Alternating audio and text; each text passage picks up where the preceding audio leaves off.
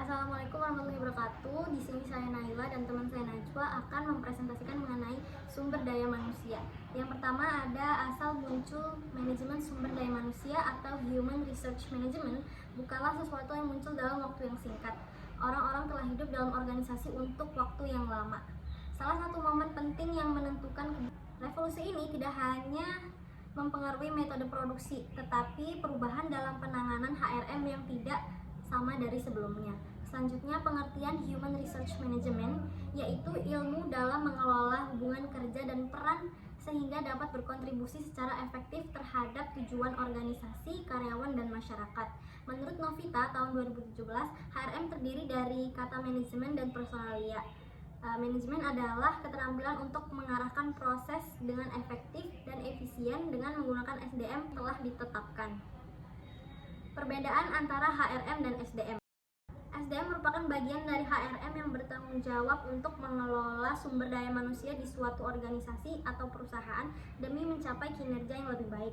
Sedangkan HRM adalah kegiatan yang dilakukan untuk mengelola sumber daya manusia di suatu organisasi atau perusahaan demi mencapai kinerja yang lebih baik.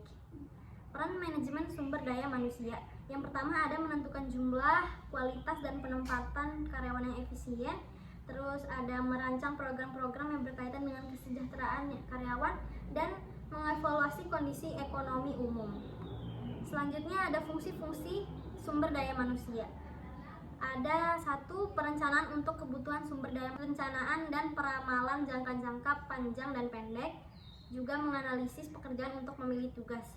Yang kedua, ada personalia sesuai kebutuhan organisasi. Contohnya ada penarikan, rekrutmen, pemilihan para pelamar atau kandidat. Yang ketiga, ada evaluasi kemampuan atau kinerja. Ini contohnya penilaian dan evaluasi terhadap tindakan karyawan. Yang keempat, ada meningkatkan standar karyawan dan kondisi kerja, yaitu mendefinisikan, menyusun, dan menerapkan program. Skema tercapainya efisiensi dalam hubungan industrial. A. Mengakomodasi dan menghormati hak-hak karyawan. B. Proses menegosiasi dan prosedur untuk menangani keluhan karyawan. C. Melakukan riset tentang aktivitas HRM. Ruang lingkup kegiatan MSDM.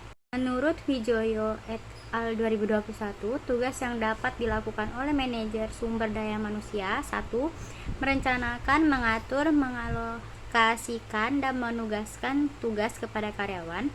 2. Merancang, memilih, melatih, dan menyiapkan karyawan secara efektif untuk melakukan tugas yang ditentukan. 3. Membuat lingkungan kerja yang sesuai dengan keinginan karyawan yang berbeda dalam kesempatan karir, sistem gaji, dan keharmonisan hubungan antara karyawan dan manajemen. 4. Memelihara dan menjalin tingginya produktivitas dan semangat kerja jangka panjang. Prosedur dan kegiatan MSDM menyatakan ada 4 prosedur dalam HRM, yaitu pengaruh karyawan, 2.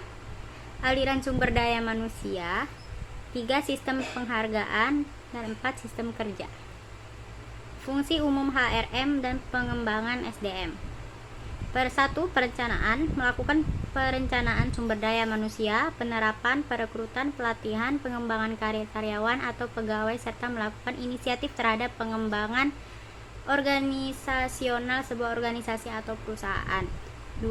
Rekrutmen dan seleksi, menentukan faktor produksi, pembangunan, serta mengembangkan perusahaan. Jika tidak ada SDM yang mumpuni dan memadai, pastinya secara otomatis perusahaan akan gagal meraih tujuan yang dicapai.